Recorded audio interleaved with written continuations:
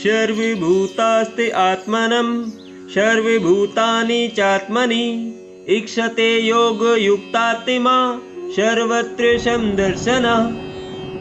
अर्थात भगवान श्री कृष्ण कहते हैं कि हे अर्जुन, वास्तविक योगी समस्त जीवों में मुझको तथा मुझ में समस्त जीवों को देखता है। निसंदेह स्वरूप सिद्ध व्यक्ति मुझ परमेश्वर को सर्वत्र देखता है। तात्पर्य जानेंगे। कृष्ण भावना भावित योगी पूर्ण दृष्टा होता है, क्योंकि वह पर ब्रह्मा कृष्ण को हर प्राणी के हृदय में परमात्मा रूप में स्थित देखता है। ईश्वरः सर्वभूतानां हृदये अर्जुन तिष्ठति। अपने परमात्मा रूप में भगवान एक कुत्ते तथा एक ब्राह्मण दोनों के हृदय में स्थित होते हैं। पूर्ण योगी जानता है कि भगवान नित्य रूप में दिव्य है और कुत्ते या ब्राह्मण में स्थित होने से भी भौतिक रूप से प्रभावित नहीं होते। यही भगवान की परम निरपेक्षता है। यद्यपि जीवात्मा भी एक एक हृदय में विद्यमान है, किंतु वह एक साथ समस्त हृदय में सर्वव्यापी नहीं है। आत्मा तथा परमात्मा का यही अंतर है।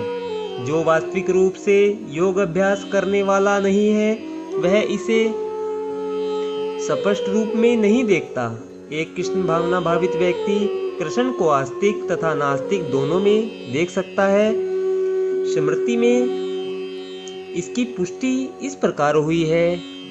आत तत्वाच उच्च मातृत्वाच आत्मा ही प्रमोहरि। अर्थात भगवान सभी प्राणियों का स्तोत्र होने के कारण माता तथा पालनकर्ता के समान है। जिस प्रकार माता अपने समस्त पुत्रों के प्रति संभाव रखती है, उसी प्रकार परम पिता या माता भी रखता है। फलस्वरूप परमात्मा प्रत्येक जीव में निवास करता है। ब्रह्म रूप से भी प्रत्येक जीव भगवान की शक्ति भगवत शक्ति में स्थित है। जैसा कि 7वें अध्याय में बताया जाएगा, भगवान की दो मुख्य शक्तियां हैं, परा तथा अपरा।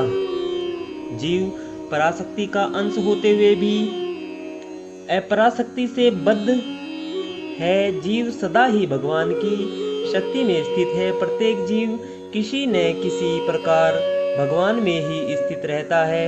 योगी समदर्शी है, क्योंकि वह देखता है कि सारे जीव अपने अपने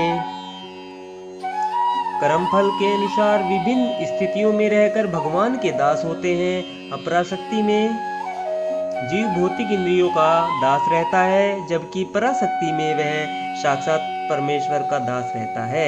इस प्रकार प्रत्येक अवस्था में जीव ईश्वर का दास है। कृष्ण भावना भावित व्यक्ति में यह समदृष्टि पूर्ण होती है। राधे राधे भक्तजनों, जय श्री कृष्ण। आज हमने श्रीमद् भागवत गीता के 6ठे अध्याय के श्लोक नंबर 29 का आनंद लिया है। कल हम 30वें श्लोक का आनंद लेंगे। राधे राधे, जय श्री कृष्ण।